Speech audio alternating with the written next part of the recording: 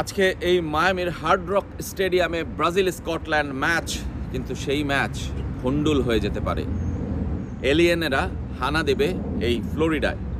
Spaceship নামবে মাঠে, তুলে নিয়ে যাবে সমর্থক, কর্মী, খেলোয়াড়। সেটা ব্রাজিল হতে পারে, স্কটল্যান্ডের প্লেয়ারও হতে পারে।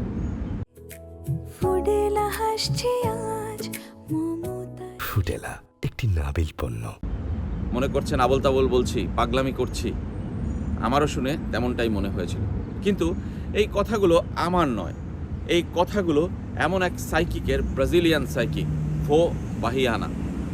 তিনি স্বপ্নে দেখেছেন যে আজকের ম্যাচ ভণ্ডুল হতে পারে, আজকের ম্যাচে মানব জাতির জন্য একটা বড় আঘাত আসতে পারে, এবং তিনি সেই স্বপ্নে দেখেছেন যে স্পেসশিপ নামবে, ফুটবলার, সমর্থক, কর্মী সবাইকে তুলে নিয়ে যাবে, অন্তত কয়েকশো। এই কথাগুলো তিনি বলেছেন কয়েকদিন আগে ভো বাহিয়ানাক সম্পর্কে একটু বলি। তার ফলোয়ার কত জানেন সামাজিক যোগাযোগ মাধ্যমে? 23 মিলিয়নেরও বেশি। 2,30,00,000 লোক তাকে ফলো করে। সুতরাং আমার কথা না হলেও তার কথা কি আপনি বিশ্বাস করবেন? বিশ্বাসযোগ্য নয়, কিংবা বিশ্বাস করতে ইচ্ছা করছে না, একদমই তাই, এবং এমনটা হওয়ার কথাও নয়। কিন্তু ভো বাহিয়ানার বেশ কিছু আগের প্রেডিকশন কিন্তু মিলে গেছে। সেই কারণে অনেকে তাকে বিশ্বাস করছেন এবং অনেকে তাকে চ্যালেঞ্জ ছুড়ে দিয়েছেন যে তিনি কি আসলে সত্যিই সফল হবেন।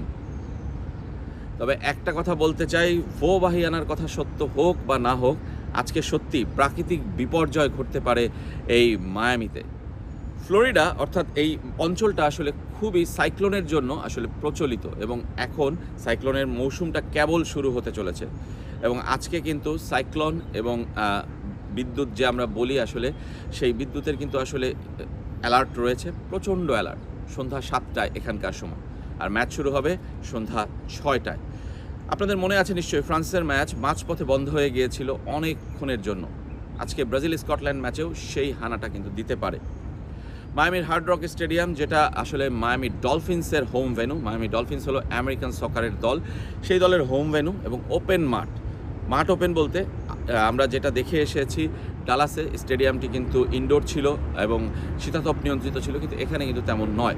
মাঠটি খোলা, যদিও এটা রেনোভেট করা হয়েছে সম্প্রতি, এবং মাঠের চারপাশ কিন্তু ঢেকে দেওয়া হয়েছে গ্যালারি, কিন্তু মূল মাঠ সবসময় খোলা থাকে। এবং সেটা কিন্তু আসলে খুবই ভয়াবহ ফুটবলারদের জন্য যখন তারা নামবেন, যদি ঝড় আসে এবং বিদ্যুৎ চমকা, সেই লাইটনিংয়ের জন্য কিন্তু আসলে সতর্কবার্তা দেওয়া হয়েছে। আর সঙ্গে তো রয়েছেই মায়ামির প্রচণ্ড গরম। মায়ামিতে এই মুহূর্তে তাপমাত্রা অনেক বেশি, এবং ম্যাচের সময় সন্ধ্যা 6টা, তখনও কিন্তু সূর্যের আলো থাকে, এবং সেই সময়টায় যখন একটু আগে দর্শকরা মাঠে প্রবেশ করবেন, তাদের জন্য তাপমাত্রা হলো 100 ডিগ্রি ফারেনহাইট।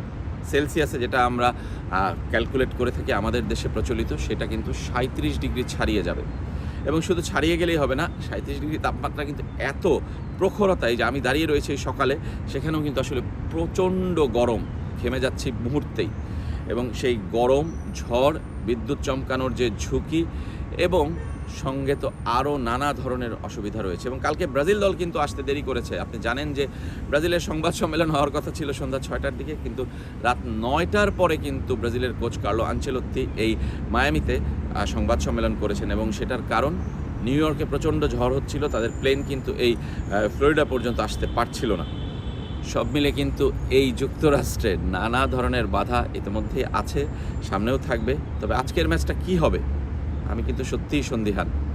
ঝড়, বৃষ্টি, নাকি আসলে বিদ্যুৎ চমকানো, নাকি এলিয়েনের আক্রমণ, নাকি ব্রাজিলের পারফরমেন্স, কার কারণে স্মরণীয় হয়ে থাকবে? সবাই ভালো থাকবেন। আজকের মতো বিদায় নিচ্ছি আমি, রেজওয়ানুজ্জামান, মায়ামি থেকে।